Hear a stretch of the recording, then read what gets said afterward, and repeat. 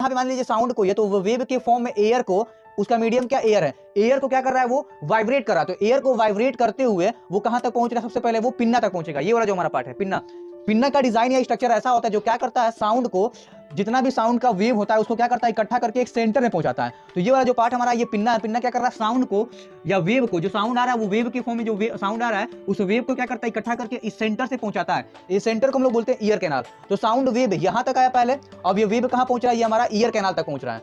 Ear canal में जैसे आता है ये, उसके बाद से दूसरे नंबर पे देखिए, सबसे पहले नंबर ये पिन्ना पे इकट्ठा हो रहा है, दूसरे नंबर पे कहां जा रहा है, ये ईयर कैनाल में जा रहा है। ईयर कैनाल में जाने के बाद जाकर के ये वाइब्रेट करता है ईयर ड्रम को। थर्ड नंबर पे ये ईयर ड्रम को क्या करता है, वाइब्रेट करता है।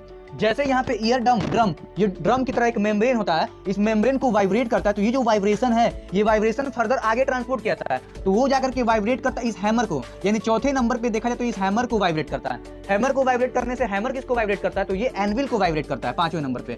एनविल को वाइब्रेट करने के बाद एनविल किसको वाइब्रेट करता है, स्टीरअप को वाइब्रेट करता है। छठे नंबर पे ये स्टीरअप को वाइब्रेट कर रहा है। जैसे ही स्टीरअप वाइब्रेट होगा तो यहाँ पे भी एक मेम्ब्रेन होता है, इसको बोलते हैं ओवल विंडो। ओवल विंडो की मेम्ब्रेन होती है। इस मेम्ब्रेन को जैसे ही स्टीरअप वाइब्रेट करेगा तो ये वाइब्रेशन जो है ये कहां तक पहुंचता है, ये कॉक्लिया में पहुंचेगा। ये जो पूरा स्ट्रक्चर आपको दिख रहा है ये कॉक्लिया है। कॉक्लिया के अंदर फ्लूइड भरे होते हैं, इसके अंदर क्या भरे होते हैं, फ्लूइड भरे होते हैं। इस फ्लूइड के अंदर जाकर के क्या करता है, ये रिपल्सन कॉज करता है, रिपल्सन करेगा, रिपल करेगा, ये रिपल्सन करता है। रिपल्सन होने की वजह से इस कॉक्लिया के अंदर जो फ्लूइड भरा हुआ है वो भी अब क्या करते हैं, ये मूवमेंट करते हैं, जिसके बाद इस फ्लूइड के अंदर, इस कॉक्लिया के अंदर हेयर सेल्स भी पाए जाते हैं। वो हेयर सेल्स क्या हो जाते हैं, एक्टिव हो जाते हैं।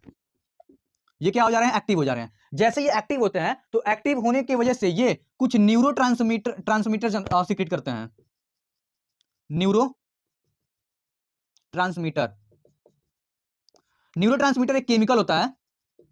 ये केमिकल क्या हो जाएंगे, सीक्रेट होंगे यहां से। जब ये हेयर सेल एक्टिव हो रहा है तो इसके एक्टिव होने से क्या हो रहा है, न्यूरो ट्रांसमीटर जो केमिकल है वो क्या कर रहे हैं, वो क्या हो रहे हैं, रिलीज हो रहे हैं। वो रिलीज होने की वजह से वो क्या करते हैं, इस वेव को, जो कॉक्लिया के अंदर, इस फ्लूइड के अंदर जो वेव आया हुआ है उसको किस में कन्वर्ट किया जाएगा, इलेक्ट्रिकल में, इलेक्ट्रिकल सिग्नल में कन्वर्ट किया था। ये जो वेव यहाँ पे आया हुआ है, इस वेव को